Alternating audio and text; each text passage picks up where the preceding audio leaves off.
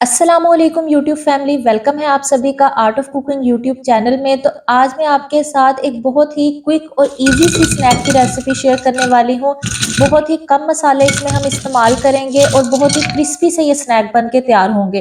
तो बस step by step आपने इस रेसिपी को फॉलो करना है। तो चलें आज की रेसिपी बनाना स्टार्ट करते हैं। तो यहाँ मैंने आधा किलो गोभी ली है, जिसे मैंने पहले अच्छे से वॉश कर लिया था और बाद में इस तरह के दरमियाने साइज के पीसेस में कट कर लिया है। बस ये गोभी के स्नैक बनाने के लिए हमें इसी तरह की कटी हुई गोभी चाहिए। अब इस गोभी को पहले एक बाउल में डालेंगे,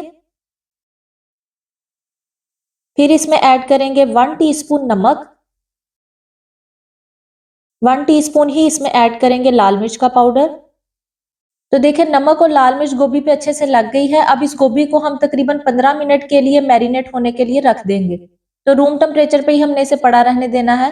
तो जब तक हमारी गोभी मैरिनेट हो रही है उतनी देर तक हम इसके लिए एक बैटर तैयार कर लेंगे। तो बैटर बनाने के लिए यहाँ एक बाउल में मैंने लिया है 1 कप बेसन। बेसन को छान के इस्तेमाल करेंगे।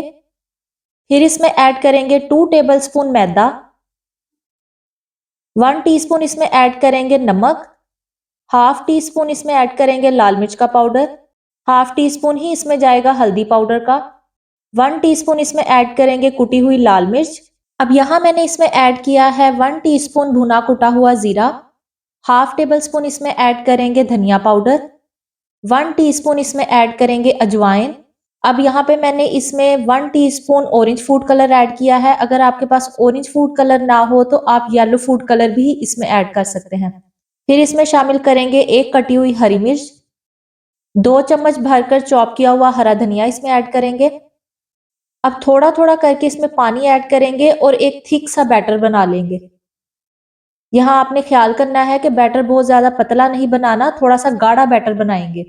तो देखिए यहाँ पे हमारा बेसन का बैटर बनकर बिल्कुल तैयार है।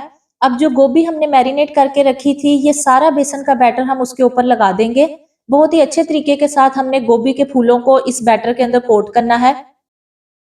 तो जब तक मैं इन चीजों को मिक्स कर रही हूँ, अगर आपने अभी तक मेरे चैनल को सब्सक्राइब नहीं किया तो चैनल को सब्सक्राइब कर दें और साथ में मौजूद बेल नोटिफिकेशन को भी ऑल पे कर दें, ताकि इस तरह की क्विक और इजी रेसिपीज आपको देखने को मिल सकें।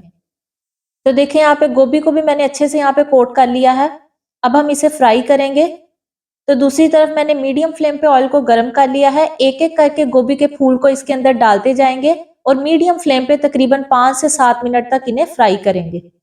अब बस यहाँ एक टाइम में उतने ही गोभी के फूल ऑयल में फ्राई होने के लिए डालेंगे जो कि आसानी के साथ फ्राई हो जाए। बहुत ज्यादा हमने इसे ओवरलोड नहीं करना, वरना इसकी कोटिंग जो है वो उतरने लग जाएगी।